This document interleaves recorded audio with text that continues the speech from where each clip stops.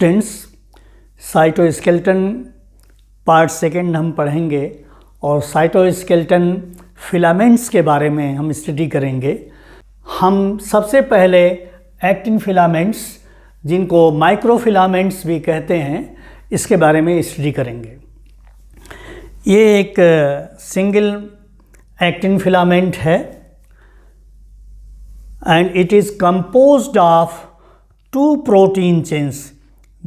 This one is one protein chain and this one is the second protein chain. Both the chains are loosely twisted together.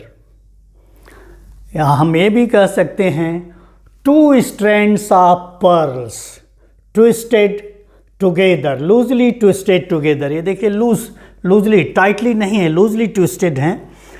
और इसका जो diameter होता है इस filament का, वो होता है 5 to 7 nm, 5 to 7 नैनोमीटर इसका जो है डायमीटर है इस एक्टिन फिलामेंट का।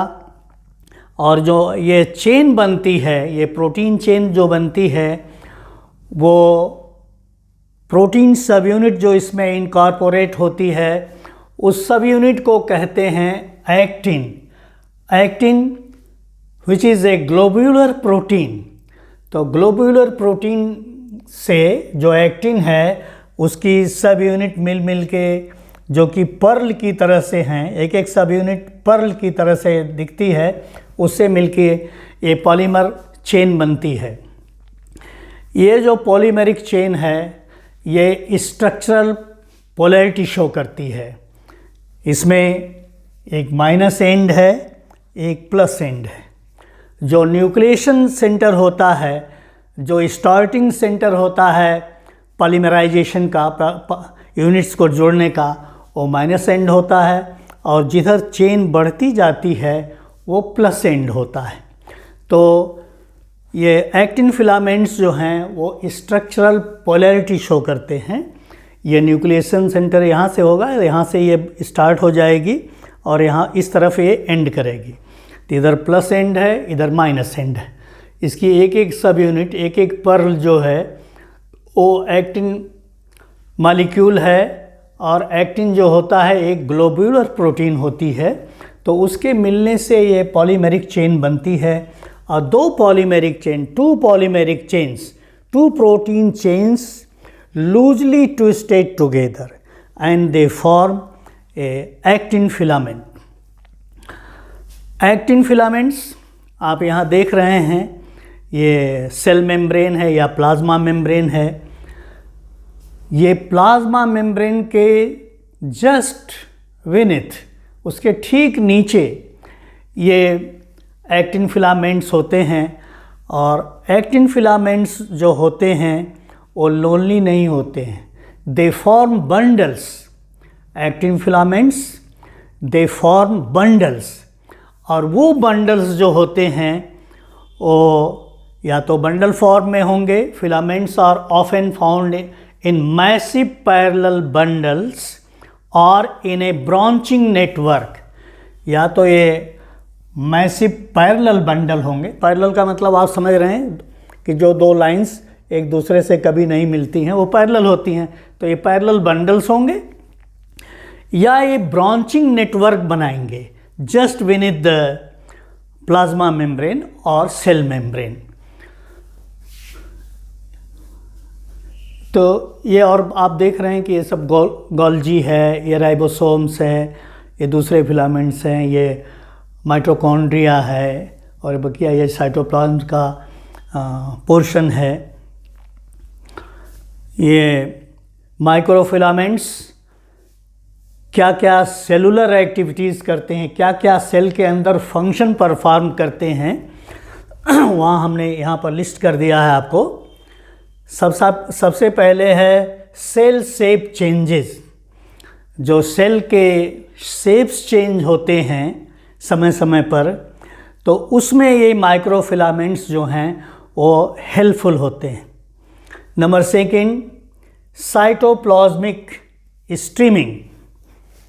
साइटोप्लाज्मिक स्ट्रीमिंग जो है, मैं थोड़ा सा यहाँ से रब कर दूँ,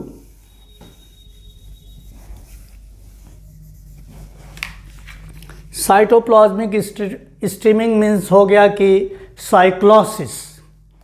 अगर एक मैं यहाँ पर प्लांट सेल बना दूँ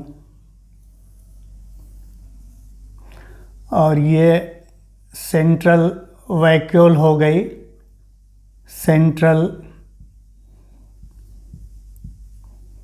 वैक्यूल, और इधर हो गया ये एक्टोप्लाज्म हो गया,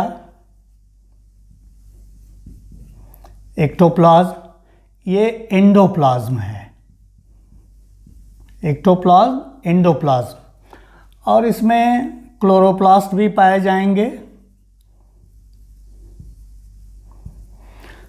ये जो एंडोप्लाज्म है ये सर्कुलर मोशन करता है, ऐसे ऐसे सर्किल। स्टीमिंग के मतलब हो गया वो सर्किल करता है, तो इसलिए इसको कहते हैं साइटोप्लाज्मिक स्टीमिंग। ये एक प्लांट सेल में है।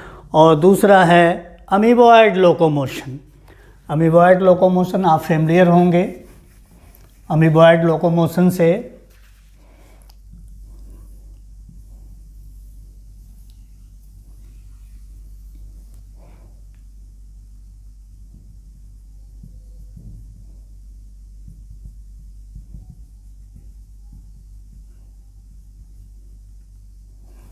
इस तरह से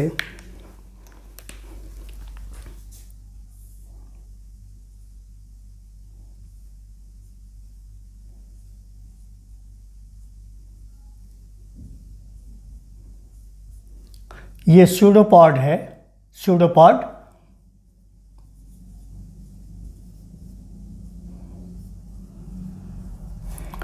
और फिर ये इधर से ऐसे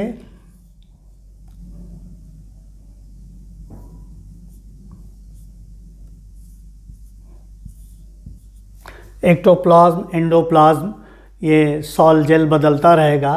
ये थोड़ा जिलेटिनस है, ये थोड़ा मोर फ्लूइड है। तो ये जो एंडोप्लाज्म है वो एक्टोप्लाज्म है, और ये इधर से फिर, तो इस तरह से स्यूडोपोडिया बनता रहता है। और अमीबॉयड लोकोमोशन एक तरह से सेल्स करते रहते हैं। पिंचिंग ड्यूरिंग सेल डिवीज़न कैसे होगा, इसको मैं आपको बताऊं कि जब सेल डिवाइड करता है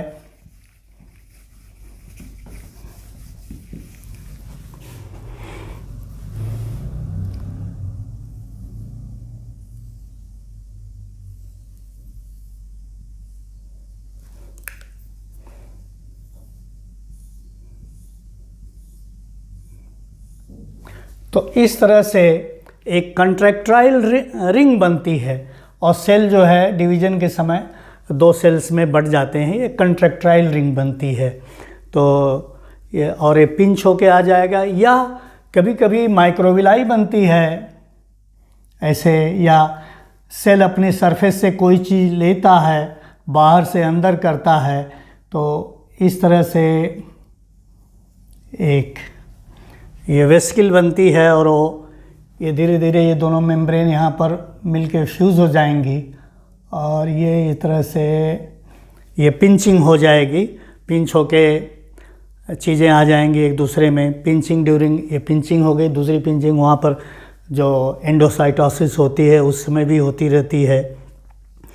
क्रॉलिंग है, ये माइक्रोट्यूब्यूल्स जो हैं वो क्रॉलिंग में हेल्प करते हैं। एंडोसाइटोसिस और सेक्रीशंस, एंडोसाइटोसिस और एक्सोसाइटोसिस में हेल्प करेंगे। Actin with different proteins can form intestinal microvilli.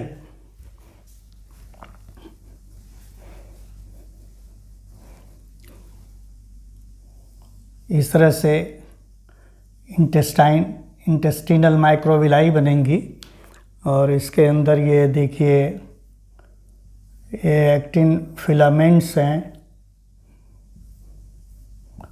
ये एक्टिन फिलामेंट्स हैं।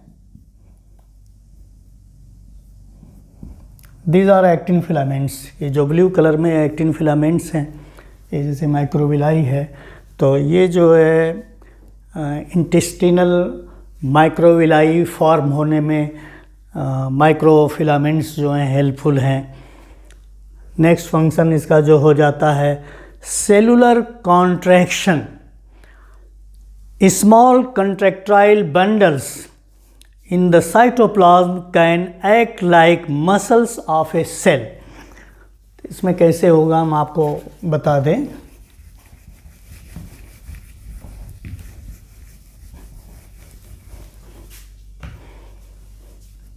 जैसे ये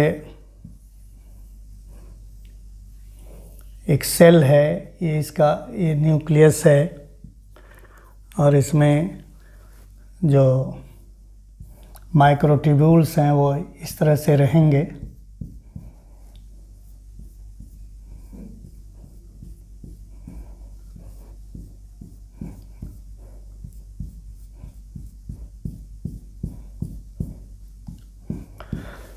ये जो माइक्रोफिलामेंट्स के जो बंडल्स हैं वो सेलुलर कॉन्ट्रैक्शन में वो हेल्पफुल होते हैं।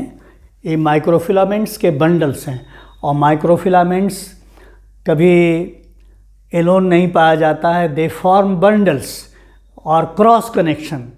तो ये बंडल्स जो हैं वो एक तरह से सेलुलर मसल की तरह से काम करेंगे, तो सेल को कॉन्ट्रैक्ट होने में ये हेल्पफुल होते हैं।